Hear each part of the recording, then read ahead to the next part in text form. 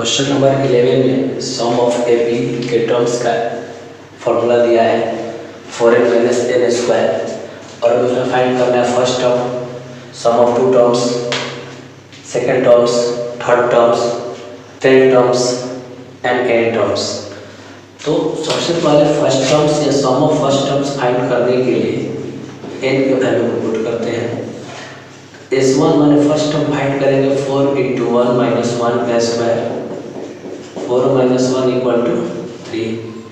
Some of two terms 4 × 2 - 2 का square, 8 - 4 = 4। Sum of three terms 4 × 3 - 3 का square, 12 - 9 = 3। First term equal होता है सम of first term, क्योंकि पहला पद ले या पहले पद का जो है सेम होगा। सेकेंड टर्म्स इक्वल टू जाएगा sum of two terms minus third term, मतलब दो पदों का योग है उसमें से पहला पद माइनस कर देंगे तो हमारा आ जाएगा 1।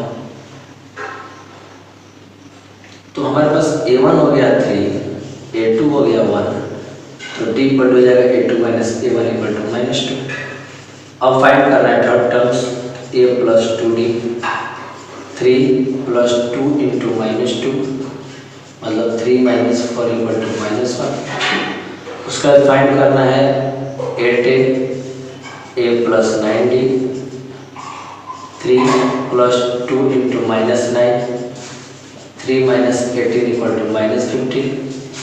फिर फाइंड करना है nth terms, a + n - 1 × d, 3 + n - 1 × -2 = 3 ± -2a और माइनस माइनस प्लस मतलब 5 - 2n। क्वेश्चन नंबर 12 में कह रहा है find the first 40 terms, sum of 40 terms which is divisible by 6।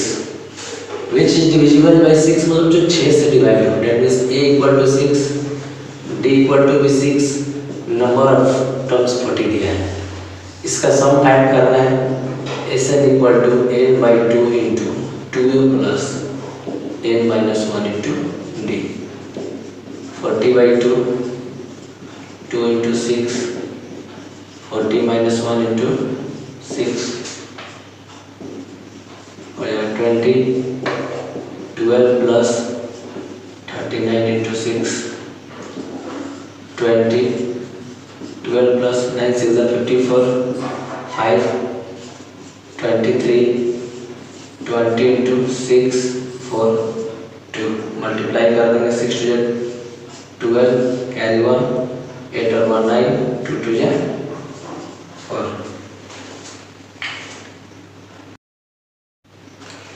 Question number 13 में कह रहा है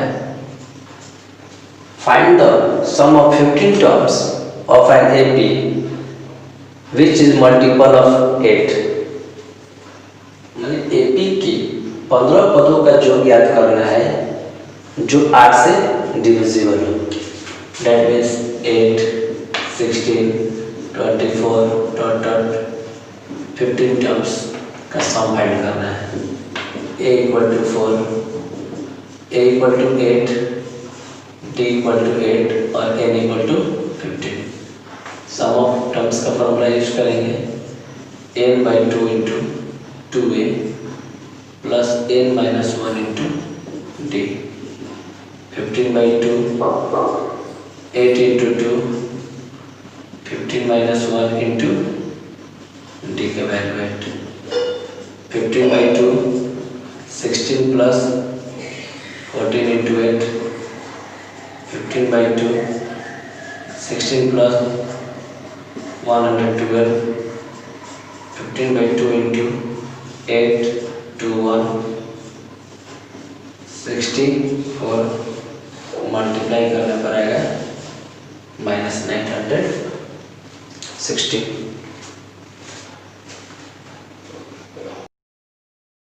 क्वेश्चन नंबर 14 कह रहा है find the sum of odd numbers between 0 to 50 मतलब 0 और 50 के बीच सभी विषम संख्याओं का योग ज्ञात करें।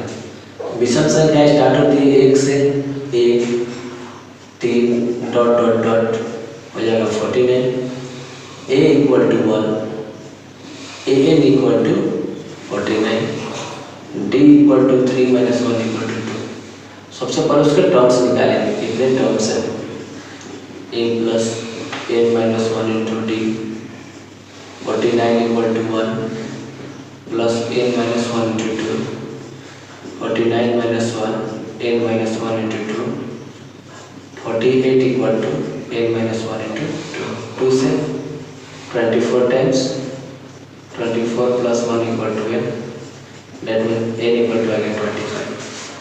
अब फाइंड करना है इसे, n by 2 a plus an, 25 by 2 1 plus 49, 25 by 2 into 50, 25 25 625। Question number 15 में कह रहा है कि एक कॉन्ट्रैक्टर है जो एक मैन्युफैक्चरिंग वर्क के लिए यदि कोई वर्कर लेट करता है तो उसके लिए पनिशमेंट करता है, जिसका चार्जेबल होता है फर्स्ट डे के लिए 200, सेकेंड डे 250, मतलब जितना दिन आप लेट करोगे वो बढ़ते जाता है। जब कोई वर्कर 30 डेज तक लेट करता है, कितना डेज, 30 डेज, तो कुल कितना पैसे देंगे, हम लोग डी निकालते हैं।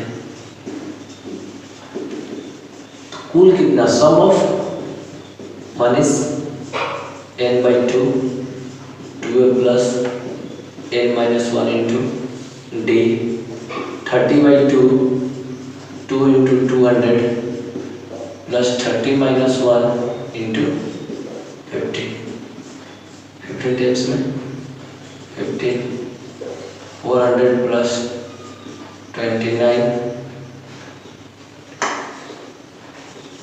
Into 50, 15, 400 plus 15 into 80 50। जब 15 इंटू 80 50 हम लोग मल्टीप्लाई करेंगे तो 27,750 रुपीज़ वो 30 डेज का पनिशमेंट पे किया लेट फाइन।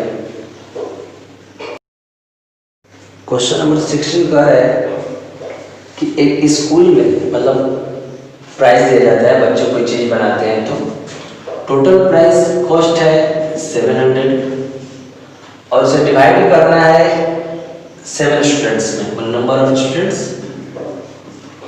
7 दिए गए हैं और कह रहे हैं कि हर बच्चा का जो प्राइस है वो वाले से 20 रुपीज़ कम है, मतलब लेस, डी इक्वल टू -20। सबसे पहले फाइंड करेंगे उसका, फिर करें 7 जो ऑल्स जो दिए जा रहे हैं उसके पुरस्कार, उसका वैल्यू फाइंड करेंगे। N equal to n by 2 2a plus n minus 1 into D, पूरा दिया 700, टोटल है 7, 2a प्लस 7 में 1 दिया 6, डी का वैल्यू -20, 7 से 100 टाइम्स में 200 equal to 2a minus 120, 200 plus 120 equal to 2a, 320 equal to 2a 160, मतलब पहला है 160, सब कम आ रहा है 20 तो 140, 120, 100, 80, 60 और 7 हो जाएगा